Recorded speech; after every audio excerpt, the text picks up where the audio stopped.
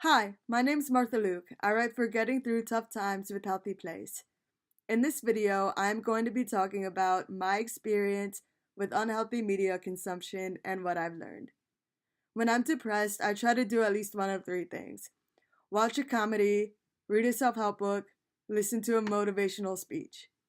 Now, all three of these things can be very helpful. But at the same time, I found that I have to be really aware of what I am putting into my head. For example, when I watch comedies, while they can be very funny, they can also bring up triggers for me. For example, when I watched How I Met Your Mother several years ago, I was just obsessed with the show, and it focused on really close friendships and relationships.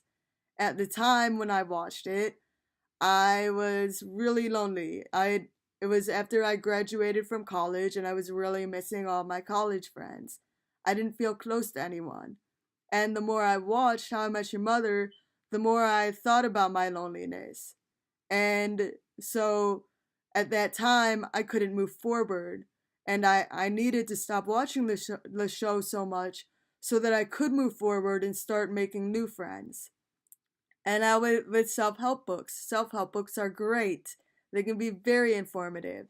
However, sometimes the author doesn't really know what they're talking about. Um, Sometimes they say like, "Oh, I've been depressed and this is what I did and you can do this too," and they make it sound like you can just snap out of it, but it's not that easy for everybody. And with self-help books, with those authors, they can actually be making it worse.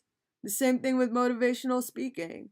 Sometimes motivational speakers make it sound like you can turn your life around in three simple steps, and it's really not that easy, especially when you are depressed.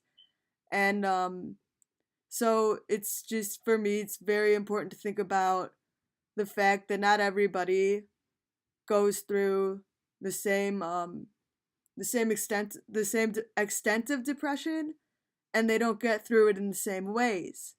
So it definitely helps to research the speakers or the authors beforehand, so that I know kind of what I'm going to be putting into my mind.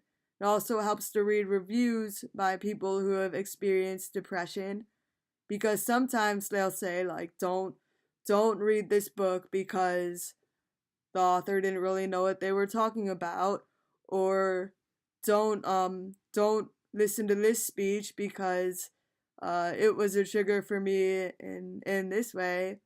So it really just being mindful for me is very important. I'm more selective with my TV shows now, and I'm more selective with self-help books especially. I try to get suggestions from my friends who have experienced depression like I have. If you guys have any opinions on the media and how it affects your mental health, feel free to share in the comments. Thanks for watching this video. Bye.